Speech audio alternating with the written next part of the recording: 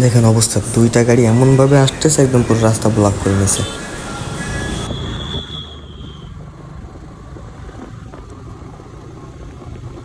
আজকের ভিডিওটা হচ্ছে তেল পাম্প নিয়ে করা। এই যে কেশবপুরের, এই যে দেখেন এই পাশে একটা তেল পাম্প।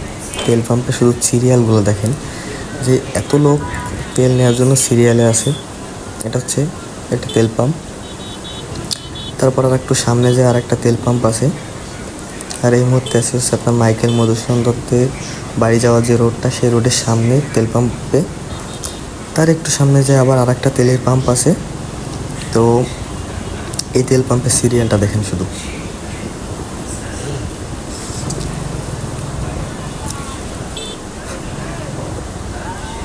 এত মানুষ সিরিয়ালে, মানে তেলের এত সংকট দেখেন, শুধু সিরিয়াল আর সিরিয়াল।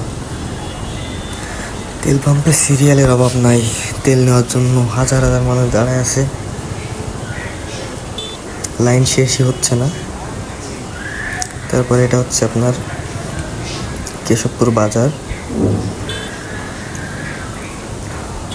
তেল পাম্পের অবস্থা দেখেন, সিরিয়াল এখনো শেষ হয় না।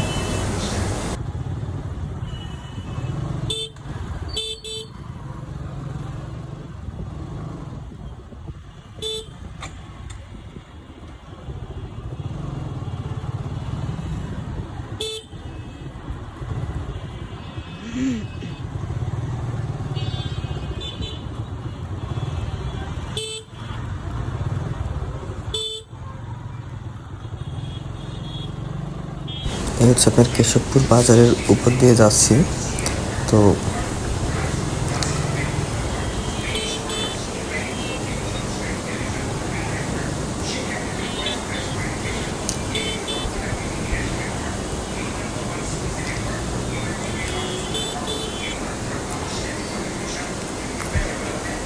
সামনে একটা ভ্যান, হঠাৎ করে একটা ট্রাক।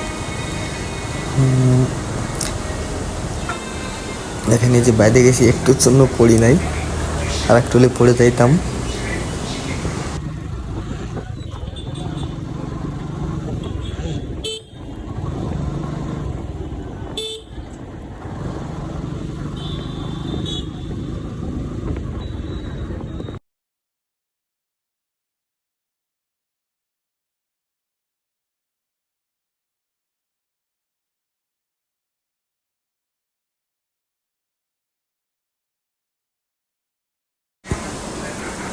এই আপনার বাজার শেষ করে পার হয়ে আবার একটা তেলের পাম্প।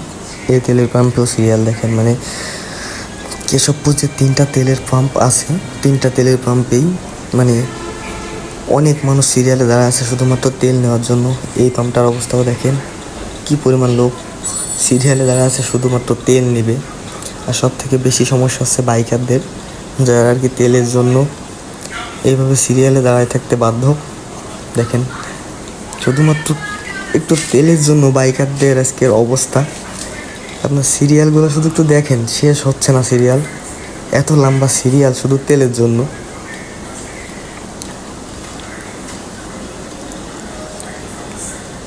এখনো সিরিয়াল শেষ হয় না, কত লম্বা সিরিয়াল।